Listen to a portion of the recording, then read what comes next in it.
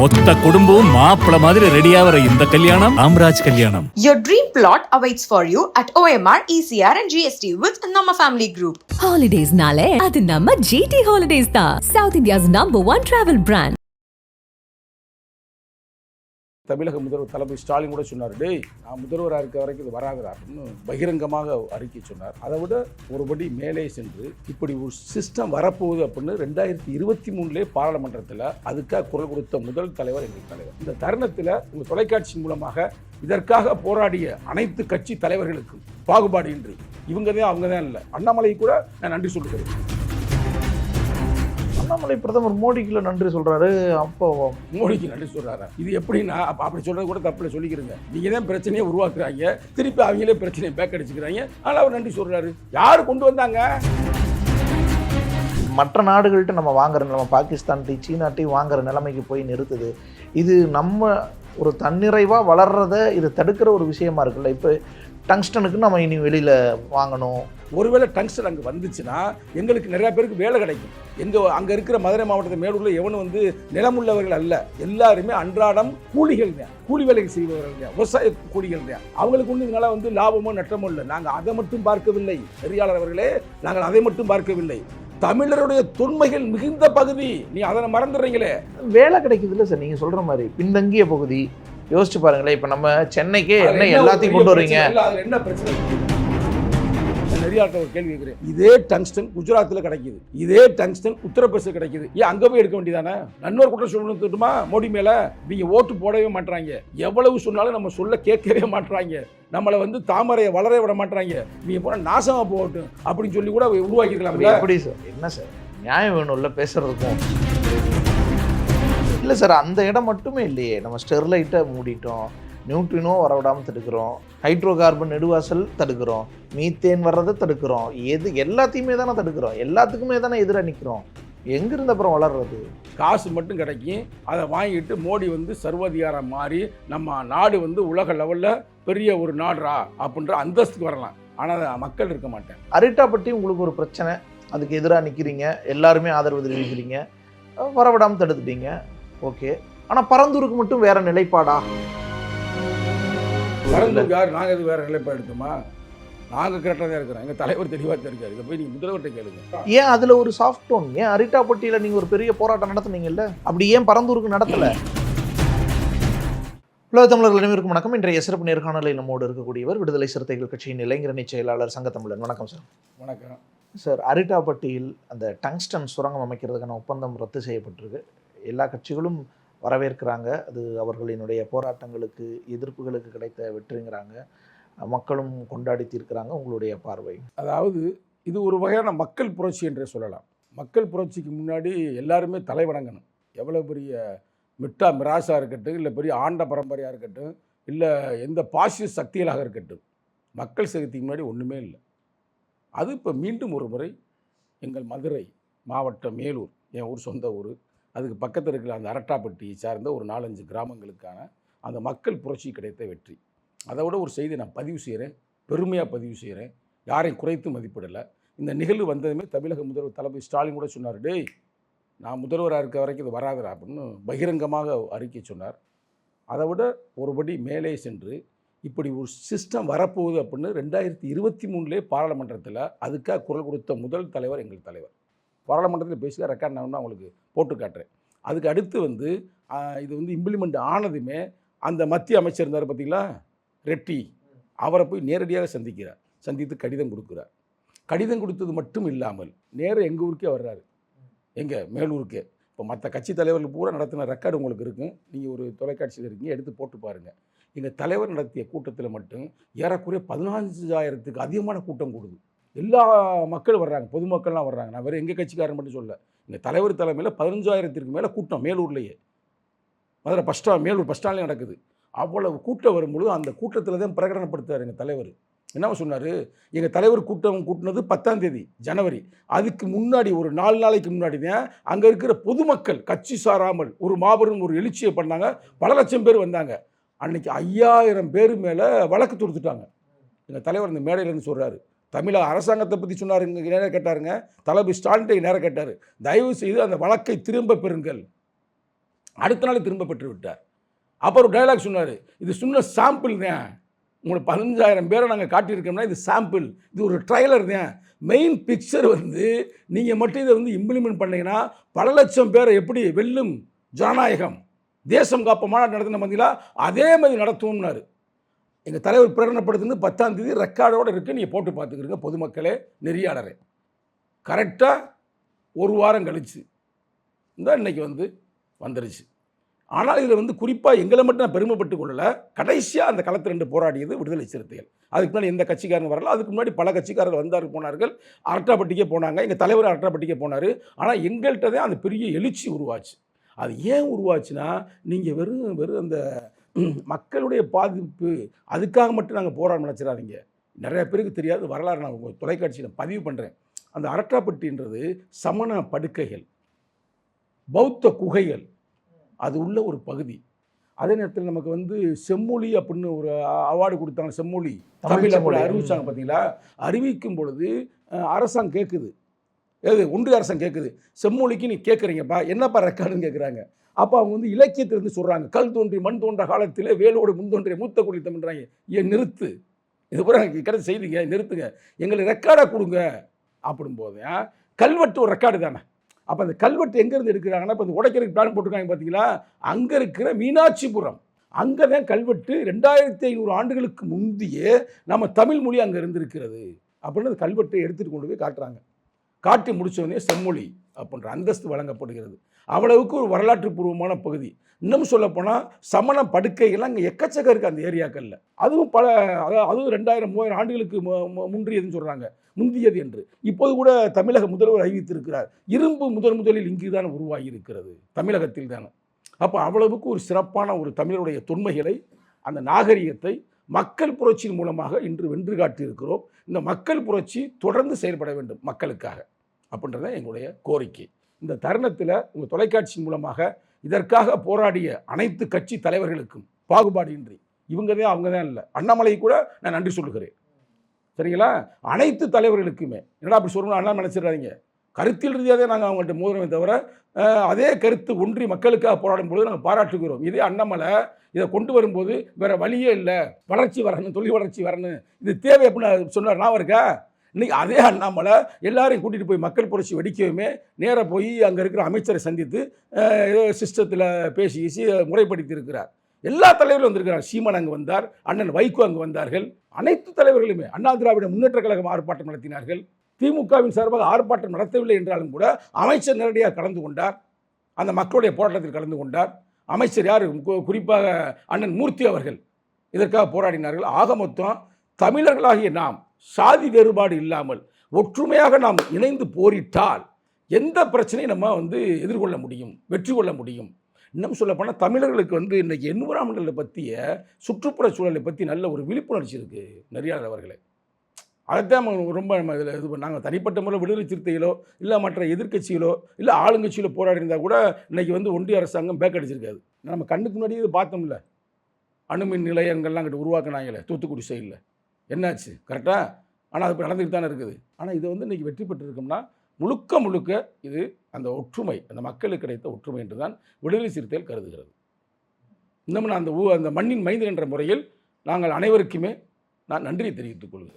மற்ற எல்லாத்துக்கும், ஆமாம் எல்லாருக்குமே, எல்லாருக்கும், எங்களுக்காக சப்போர்ட் பண்ண அனைவருக்குமே, எங்கள் மக்களுக்காக. அண்ணாமலை பிரதமர் மோடிக்குள்ள நன்றி சொல்கிறாரு. அப்போ மோடிக்கு நன்றி சொல்கிறாரா? இது எப்படின்னா, அப்படி சொல்கிறது கூட தப்பில் சொல்லிக்கிறேங்க. இவங்க தான் பிரச்சனையை உருவாக்குறாங்க, திருப்பி அவங்களே பிரச்சனையை பேக் அடிச்சுக்கிறாங்க. ஆனால் அவர் நன்றி சொல்கிறாரு. யார் கொண்டு வந்தாங்க?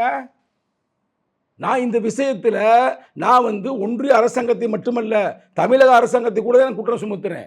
தமிழக அரசாங்கம் இந்த அரசாங்கம் இல்லை, இதுக்கு முன்னாடி இருந்த அரசாங்கம், அதே சர்வே நம்பர்லாம் கொடுத்துருக்குறாங்க. அதேமாதிரி இந்த ஒன்றிய அரசாங்கம் சொல்லுது நாங்கள் தான் அவங்கள்ட்ட இருந்து எல்லா டேட்டாவும் கலெக்ட் பண்ண இந்த அரசாங்கத்திட்ட சொல்கிறாங்களே.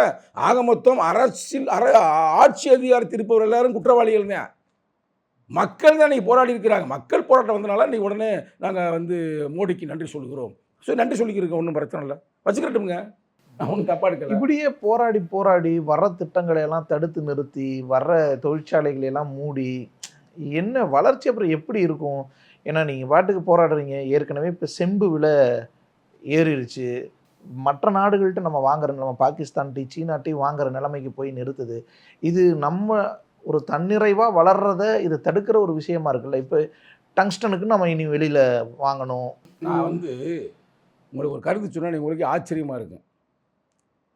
புரட்சியாளர் அம்பேத்கருடைய கொள்கையை உள்வாங்கி களமாடக்கூடியவர்கள் தான் விடுதலை சிறுத்தைகள். உண்மையிலே விடுதலை சிறுத்தைகளின் பார்வையில் டங்ஸ்டன் அங்கே வந்தால் கூட ஒரு வகையில் சரி அப்படின்னு தோணும். அம்பேத்கர் கருத்து பிரகாரம், சாதியின் கொடுமையின் பிரகாரம் நீங்கள் வந்து கிராமங்களில் போய் கிடக்காதீங்க. கிராமங்களில் வந்து அதாவது எதில் இருக்கிறவங்க, அந்த பெரிய ஆட்சி அதிகாரத்தில் இருக்கிறவங்க, மிட்டா மிராசுகள்கிட்ட நிலங்கள் நிறையா இருப்பதனால தான் சாதின்ற கொடுமைகள் நடக்கிறது. அதை விட்டுட்டு எங்கெல்லாம் தொழிற்சாலைகள் இருக்கிறதோ, எங்கெல்லாம் நகரம் இருக்கிறதோ அதை நோக்கி வாருங்கள், சாதி ஆட்டோமேட்டிக்காக ஒளிந்து விடும் அப்படின்றதான் புரட்சி அம்பேத்கரோட கோட்பாடு. அப்படி பார்த்தா ஒருவேளை டங்ஸ்டன் அங்கே வந்துச்சுன்னா எங்களுக்கு நிறையா பேருக்கு வேலை கிடைக்கும். அங்கே இருக்கிற மதுரை மாவட்டத்தை மேலூரில் எவனும் வந்து நிலமுள்ளவர்கள் அல்ல, எல்லாருமே அன்றாடம் கூலிகள் தான், கூலி வேலைகள் செய்பவர்கள் தான், விவசாய கூலிகள் தான். அவங்களுக்கு ஒன்றும் இதனால் வந்து லாபமோ நட்டமோ இல்லை. நாங்கள் அதை மட்டும் பார்க்கவில்லை நெறியாளர் அவர்களே, நாங்கள் அதை மட்டும் பார்க்கவில்லை. தமிழருடைய தொன்மைகள் மிகுந்த பகுதி நீ அதை மறந்துடுறீங்களே. உங்களுக்கு வந்து செம்மொழின்ற வாங்குறப்ப ரெக்கார்டு அங்கே தான் எடுக்கிறாங்க. இன்னும் போய் நீ துருவி பாருங்க. நான் மீண்டும் ஆட்சியாளர்களுக்கு சொல்லுகிறேன், அரட்டாப்பட்டி அந்த கிராமத்தில் இருக்கின்ற மலைகளை நீங்கள் உள்ளே வந்து ஆய்வு செய்யுங்கள், தொல்லியல் துறை ஆய்வு செய்யுங்கள், அங்கே பல வரலாறுகள் கிடைக்கும். இன்னும் சொல்கிறாங்க, வேறு தமிழ்நாட்டில் மட்டுமில்லை, இந்தியாவில் எங்கேயுமே உருவாகாத புதிய புதிய உயிர்கள் அங்கே உருவாகி இருக்குன்னு சொல்கிறாங்க. அப்போ அப்படிப்பட்ட இடத்தை ஒரு வரலாற்றை நீங்கள் ஒழிக்கக்கூடாது அப்படின்றது எங்களுடைய போராட்டம், முக்கியமான போராட்டம். வேலை கிடைக்குது இல்லை சார், நீங்கள் சொல்கிற மாதிரி பின்தங்கிய பகுதி. யோசிச்சு பாருங்களேன், இப்போ நம்ம சென்னைக்கே எல்லாத்தையும் கொண்டு வரீங்க. அதில் என்ன பிரச்சனை, பெரிய கழிவுகள்லாம் நிறையா வந்து விவசாயங்களை வந்து நம்ம இன்னும் அதை நம்ம வந்து சொல்ல முடியாது. என்னுடைய பார்வையில், தலித் பார்வையில் எனக்கு வந்து நிலம் இல்லாமல் இருக்கலாம், ஆனால் சோறு இருந்தால் தானே வாயை பேச முடியும், சோறு இருந்தால் தானே நீங்கள் போய் தொழிற்சாலை போய் வேலை பார்க்க முடியும். அப்போ ஏன் அங்கே இருக்கிற விவசாய நிலத்தை அழிக்கிறீங்க? சரி, நீங்கள் இவ்வளவு இதாக பேசுகிறீங்களே, நான் நெறியாட்ட ஒரு கேள்வி கேட்குறேன். இதே டங்ஸ்டன் குஜராத்தில் கிடைக்கிது, இதே டங்ஸ்டன் உத்தரப்பிரதேசம் கிடைக்கிது, ஏன் அங்கே போய் எடுக்க வேண்டியதானே? நன்னொரு குற்றம் சொல்லணுமா மோடி மேலே? இவங்க ஓட்டு போடவே மாட்டுறாங்க, எவ்வளவு சொன்னாலும் நம்ம சொல்ல கேட்கவே மாட்டுறாங்க, நம்மளை வந்து தாமரையை வளர விட மாட்டுறாங்க, இவங்க போனால் நாசமாக போகட்டும் அப்படின்னு சொல்லி கூட உருவாக்கிக்கலாம். எப்படி சார், என்ன சார் நியாயம் வேணும்ல பேசுகிறதுக்கும்? அப்படி யாராவது செய்வாங்களா, செய்ய முடியுமா?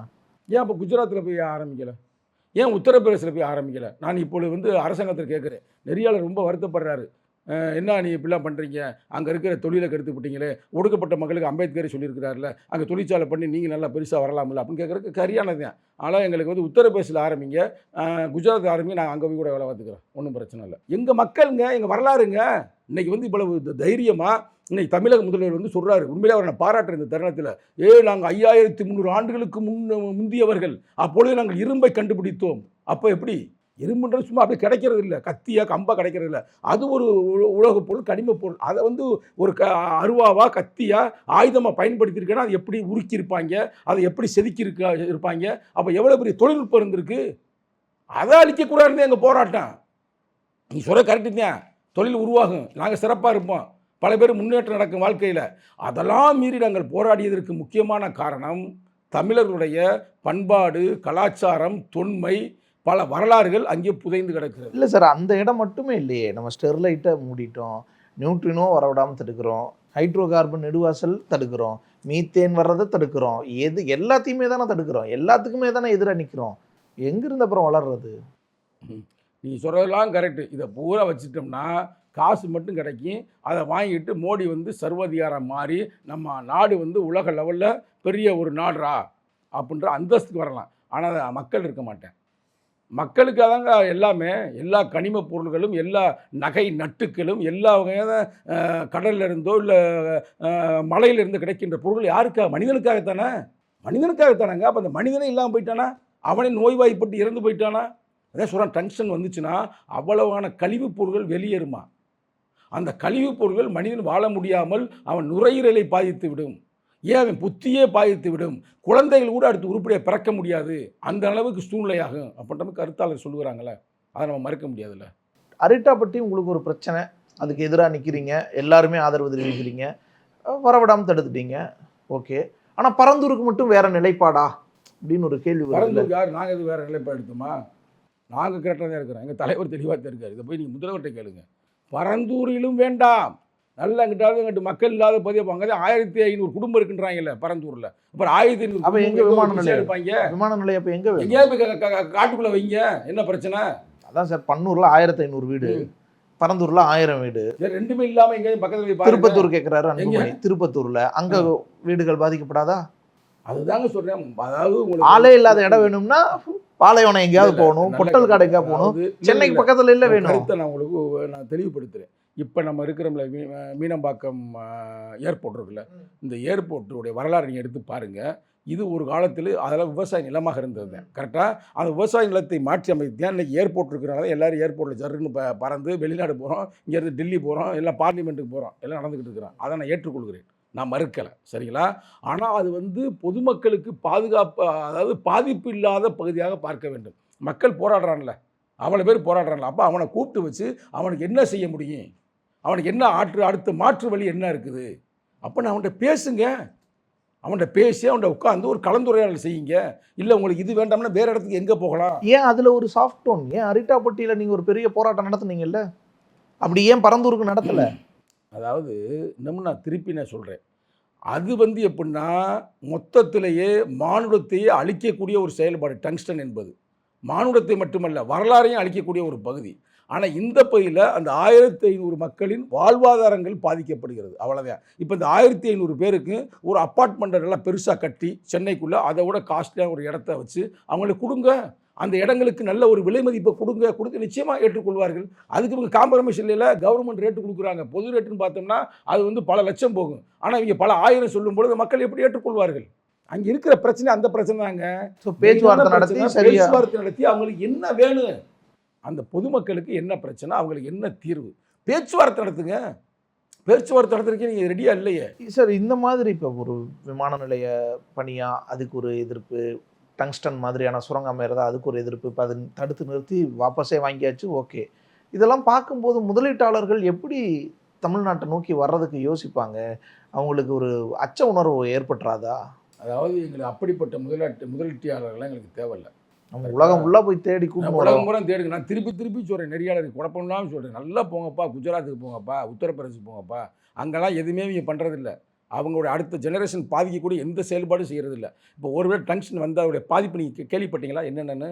டங்ஸ்டன் வந்தால் அங்கே இருக்கிற அந்த கழிவின் மூலமாக அடுத்த ஒரு 20 ஆண்டுகளுக்கு பிறகு அங்கே பூமியில் வாழக்கூடிய உயிரினங்களே வாழ முடியாதுன்றாங்கல்ல, அவ்வளவு நெருக்கடியில் வருன்றாங்க. டங்ஸ்டன் என்ன நினச்சிங்க? நம்ம அந்த லைட்லாம் எரியுதுல, அதில் இருக்கிற அந்த நுண்ணிய ஒரு இலைகள் இருக்குது பாரு, அதான் டங்ஸ்டன். அது எவ்வளவு வெப்பத்தை தாங்குது பாருங்க, அவ்வளவு வெப்பத்தை தாங்குதுங்க.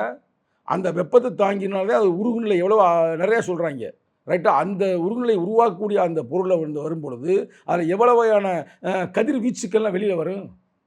அது வந்து அடுத்த தலைமுறையை பாதிக்குதுல. அடுத்த தலைமுறைக்கு நல்லா பணத்தை சம்பாரித்து நீங்கள் கொடுத்துட்டு போயிருங்க உங்கள் குழந்தை குட்டிகளுக்கு. ஆனால் குழந்தை குட்டி உருவாகணும்ல, உருவாகாதுன்றாங்கல்ல. அதனால தான் நாங்கள் போராடுறோம். நாங்கள் எங்களுடைய போராட்டம் வந்து மனிதனுடைய அடிப்படைகளை பாதிக்கிறது, வாழ்வாதாரங்களை பாதிக்கிறது, அதை விட அவருடைய வரலாறை பாதிக்கிறது.